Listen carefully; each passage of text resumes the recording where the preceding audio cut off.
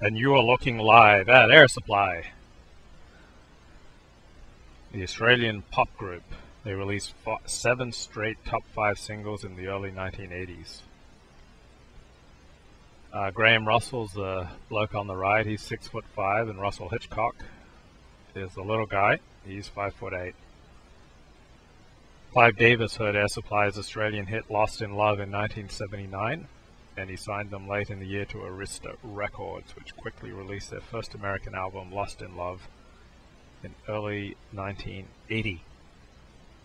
In January 1980, Lost in Love was the fastest selling single in the world, peaking at number 3 on May 3rd, 1980. Other hits from the album included Every Woman in the World and All Out of Love. 1981, Air Supply released the album The One That You Love. A single of that name became their only number 1 hit on August 8th, 1981. I started listening to them in around January 1980, and within a few months they were my favorite pop group. Also on the album The One That You Love were the top 10 hits Here I Am, Just When I Thought I Was Over You, and Sweet Dreams. Air Supply's 1982 album Now and Forever went to number 25 on the album charts, had the singles Even the Nights Are Better, which went to number 5, Young Love, number 38, and Two Less Lonely People in the World also went to number 38.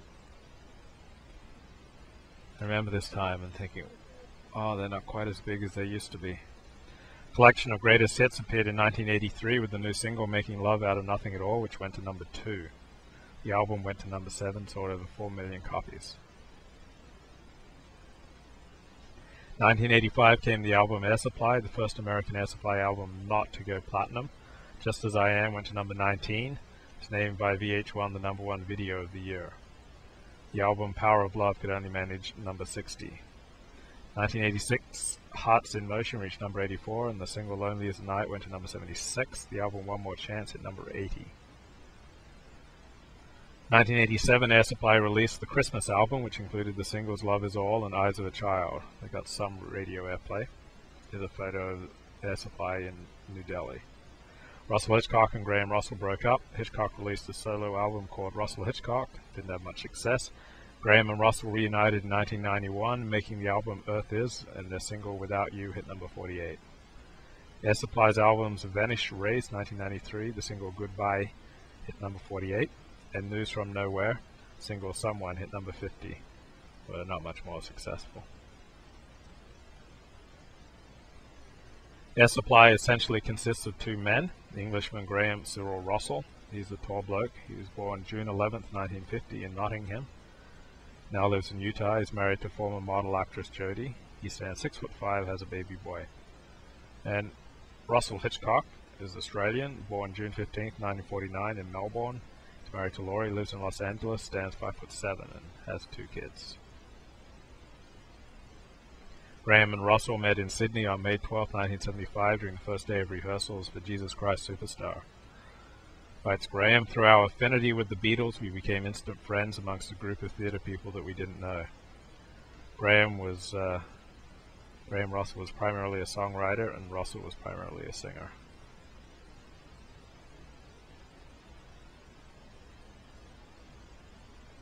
As Jesus Christ Superstar. Australian production of Jesus Christ Superstar ran from 1972 to 74. While working on Superstar, they made demos of Love and Other Bruises, and If You Knew Me, Graham remembers. As a last resort, we saw Peter Dawkins from CBS, who already had a lot of hits with other artists. He loved the sound he heard. We made a single in 4 hours at Albert Studio on King Street in Sydney. Didn't even have a name yet, but that night I dreamt of a billboard with flashing neon lights, and on it said Air Supply.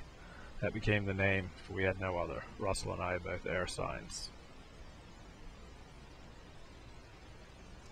Russell Hitchcock remembers, Graham and I had so much in common. We came from working class families. Neither of us had brothers. We liked the same music, food, and had a similar sense of humor, as if we both found our long-lost brother. During the rehearsal period for Jesus Christ Superstar that we began working on Graham's songs. We had breaks during the day, and he'd inevitably pick up his guitar, as he does after every sound check to this day. I asked him what he was playing, and he said it was one of his compositions.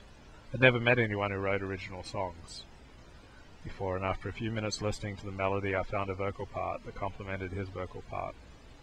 Unbeknownst to us, at that precise moment, Air Supply was born. After Jesus Christ Superstar ended in 1976, CBS released Air Supply's first album, Air Supply. The second album was called Love and Other Bruises, and I bought that as a kid. I was kind of disappointed in it. The title track was their first hit, going to number 2 in Australia. The single Empty Pages went to number 18. Air Supply toured Australia, Canada, and the United States with Rod Stewart.